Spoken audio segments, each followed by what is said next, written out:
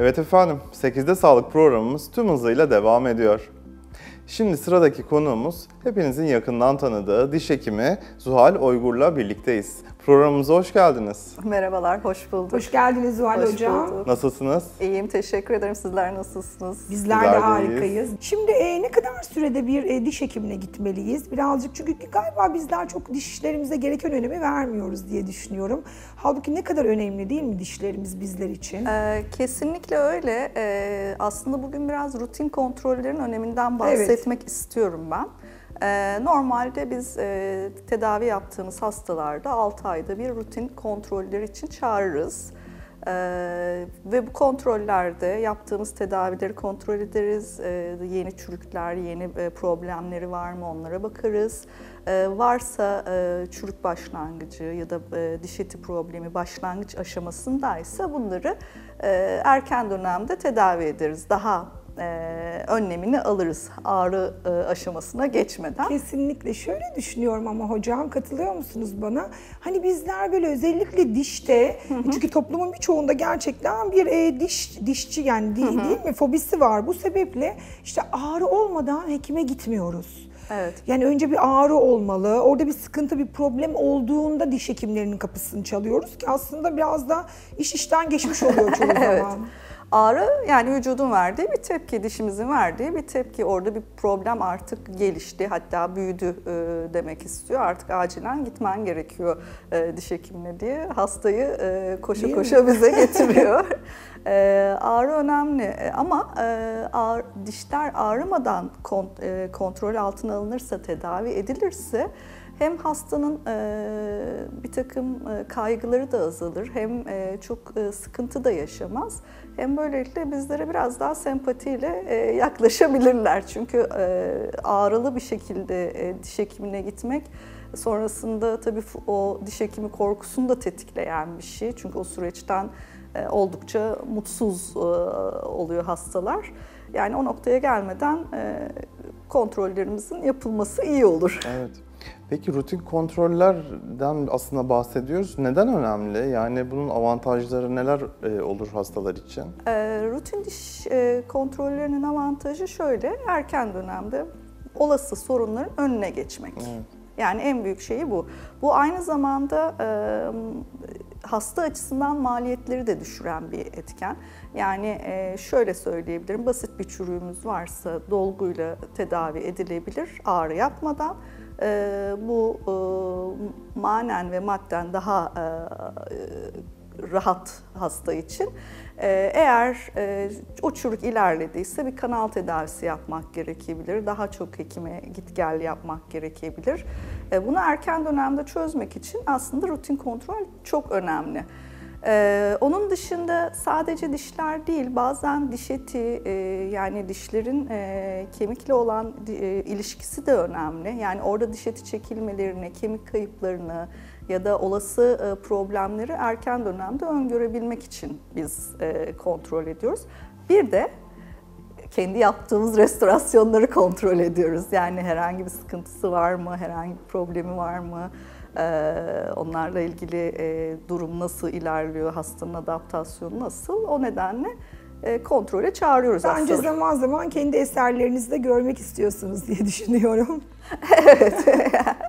Evet, baktım bu nasıl olmuş, yani bunu güzel yapmışım ya da Çünkü gerçekten diş bir sanat. Tabii ki öncelik hekimlik ama burada öngörü, o görsellik, özellikle bu Hollywood Smile'da falan çok önemli olduğunu düşünüyorum. Ya aslında bir sanat heykel, icra ediyorsunuz tabii ki. Aslında. Evet, aslında bazen geriye dönük kontrollerde bakıyorum. Bu tedaviyi ben yapmışım, bu tedaviyi başka biri yapmış bile diyebiliyorsunuz, ayırabiliyorsunuz. Artık kendi yaptığınız işi de kestirebiliyorsunuz. Evet. Orada detay çalışmaya başlıyoruz. O anlamda önemli. Peki hocam, hangi tedavilerden sonra rutin kontroller çok önemli? Şimdi normalde diş taşı temizliği yaptığımız zaman 6 ayda bir kontrol edilmesini öneriyoruz. Ama daha çok yılda bir temizlik yapmaya çalışıyoruz. Çünkü bazı şeyleri daha sık yapmaktansa hastanın burada ağız sağlığını koruması daha önemli bizim için. Dolgu, çürük gibi tedavilerden sonra onları yine bir 6 ay ya da 1 sene gibi sürelerle görmek istiyoruz. Çünkü başka yeni bir çürük oluşabilir. İmplant tedavilerinde ilk 6 ay daha sıkı bir takibimiz oluyor. Onun dışında yılda bir kere ya da 2 yılda bir sürece göre takip ediyoruz röntgenlerle. Çünkü orada implantlar yapıldıktan sonra böyle implant kenarlarında rezorpsiyon dediğimiz, yani hafif erimeler var mı yok mu, hastanın ağız hijyeni nasıl, kullandığı protezden memnun mu ya da işte var mı sıkıntılar, onları takip ediyoruz. Çünkü bazen gerçekten sadece tedaviyi yapıp işte hastanın kullanımına da bağlı olabiliyor problemler. Ama bazen de yani yapılan protez ya da yapılan işlem sonrası hasta çok rahat uyumlandıramadığı şeyler de olabiliyor. Çok basit bir şikayeti olabiliyor ve o da çok basit bir şekilde çözülebiliyor. Yani o yüzden mütemadiyen bir ilişkide kalma halindeyiz hastalarımızla. Evet. Kesinlikle, çok da önemli bu gerçekten. Peki burada bu kontroller sırasında hangi işlemler yapılıyor? Biraz bundan bahsedelim mi? Evet, yani diş taşı temizliği yapabiliyoruz. Eğer restorasyonlarda herhangi bir problem varsa onları kontrol ediyoruz. Ya da küretaj gibi daha derin bir temizlik yapılması gerekiyorsa ona dikkat ediyoruz. Hastanın diş fırçalama alışkanlığıyla ilgili sorunlar var mı yok mu ona bakıyoruz. Varsa bilgilendirerek onları toparlamaya çalışıyoruz. Açıkçası ben bir diş hekimi olarak çok estetik tedaviler de yapıyoruz. İşte çok güzel implantlar da yapıyoruz ama en sevdiğim hasta grubu böyle birçok çürüğüyle gelmiş hastanın o mutsuz halinden, o tedavileri yaptıktan sonraki yıllarda böyle artık yeni çürükler oluşmuyor, işte rahat hasta, fırçalayabiliyor. Bunlar daha beni açıkçası manen daha mutlu ediyor. Çünkü hani bütün işlemleri yapsak da temelinde aslında bir tür orada daha kendimizi hekim şeyimizi daha hekim gibi hissedebiliyorsunuz. Evet, daha bir sonuç gördüğünüz zaman aslında. Evet, biz o süreci görmek çok güzel bir şey. Yani tabii hasta hemen otomatikman konforlu sürecine geri dönüyor. Evet. O çaresiz durumlar, ağrılar, acılar, sıkıntılar bir anda son buluyor ki bunun tabii manen olan yönde siz çok tatmin ediyordur diye düşünüyorum. Evet, kesinlikle öyle. Hatta böyle uzun yıllar, işte 30'lu yaşlara gelmiş hasta, uzun yıllar fırçalama alışkanlıklarında yanlışlıklar var, sıkıntılar var. Onların değiştiğini görmek, onun üzerinde o etkiyi de görmek o da keyif veriyor. Umarım yani birçok hastamıza bu şekilde bu özellikleri kazandırabiliriz diye düşünüyorum. Eminim ki kazandırıyorsunuzdur hocam. Hele böyle insan karşısında sizin gibi güler yüzlü bir diş hekimi görünce gerçekten koşa koşa gelir. Koşa koşa gelir ve o koltuğa yatar. Evet, yani mümkün olduğu kadar o şeyi rahatlatmayı ve o şeyi elden bırakmamaya çalışıyoruz. Çünkü hasta psikolojisi çok önemli. Kesinlikle öyle, kesinlikle öyle. Yani kendi deneyimimde de öyle. Ben de bir diş hekimiyim ama ben de bir hekime gittiğimde ben de kaygılı olabiliyorum. Yani benim de kaygılarım var ve onu anlayarak o şekilde yaklaşmak son derece güzel. Yani rahatlatıcı bir şey. Aslında bu aynı zamanda bizim işimizi de kolaylaştıran bir şey. Yaptığımız işi daha kaygılı ortamda yapmak var, kaygısız ortamda yapmak var. Yaptığımız işin kalitesi de değişiyor o kaygıyı attıktan sonra. Bu da tabii bizim için güzel bir şey. Evet.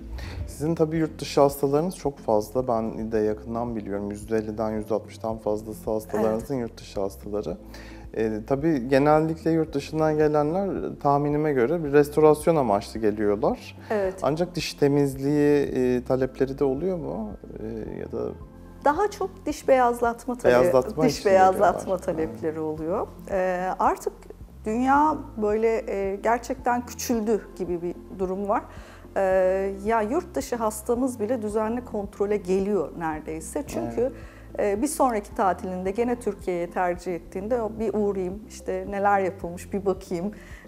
var mı değişiklik bir şey yapabiliyor. Bu alanda çok başarılıyız hocam. Her programda bunu özellikle konuşuyoruz.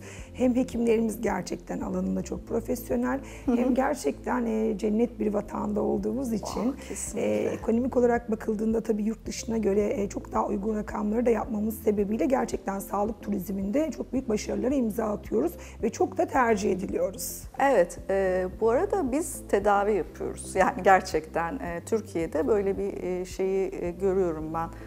Bir kere yurt dışında rahatsızlanan bir hastam vardı. Tedavi konusunda çok sıkıntı çektiğini anlattı. Yani hizmet almakla ilgili de bazen yani yurt dışında farklı sıkıntılar. Tabii orada hekime ulaşmak da çok zor zaten. Zor, Direkt evet. olarak hekime ulaşamıyorlar. Bizde ulaşılabilir. Bir de ben yurt dışında da birkaç kliniği ziyaret ettiğimde teknolojik açıdan da bizler çok çok iyiyiz. Çünkü bizim hekimlerimiz de almayı ve onu uygulamayı seviyorlar. Bu çok keyif, yani güzel bir şey, yenilikçi bir şey. Şeyle de çok ilgisi olduğunu düşünüyorum. Hep de bunu söylüyorum. Şimdi burada hekimlik bizim ülkemizde gerçekten biraz daha zor. İşte bunun bir doğu hizmeti var. Evet. Bu dönemde özellikle hastane değil mi kriterlerinde çok fazla hasta gözüküyor ve çok yani görüyorsunuz ve çok ciddi bir tecrübe oluşuyor. Her bölüm için söylüyorum bunu. Yani bu Avrupa'da, Amerika'da olmayan bir şey. Evet, Bu sebeple zaten hekimlerimiz gerçekten her biri alanında çok başarılı. Kesinlikle, yani hasta pratiğimiz, deneyimlememiz yani ilk yıllardan itibaren çok daha fazla ve tecrübe Kesinlikle kazanıyoruz. öyle. Cennet vatanımız Türkiye'de Kesinlikle. o zaman. Tedavi olmaya gelin diyoruz. Geliniz, bekleriz. Verdiğiniz değerli bilgiler için çok teşekkür ediyoruz. teşekkür Ayaklarınıza Teşekkür sağlık. ederiz. Sağ İyi ki olun. geldiniz. Güler yüzünüzde hiç solmasın hocam. Bayılıyorum Çok size. teşekkür ederim. Hep beraber inşallah. Çok, sizler de çok güler yüzlüsünüz. O enerjiyi daha da arttırıyorsunuz. Teşekkür ediyoruz. Teşekkürler hocam. Evet efendim, 8'de Sağlık programımızın bugünkü konuğu diş hekimi Zuhal Oygur'la birlikteydik. Kendisiyle düzenli diş bakımı, diş hekimine ne zaman da bir gitmeliyiz, rutin kontroller üzerine konuştuk. Verdiği değerli bilgiler için çok teşekkür ediyoruz. 8'de Sağlık programımız tüm hızıyla devam ediyor.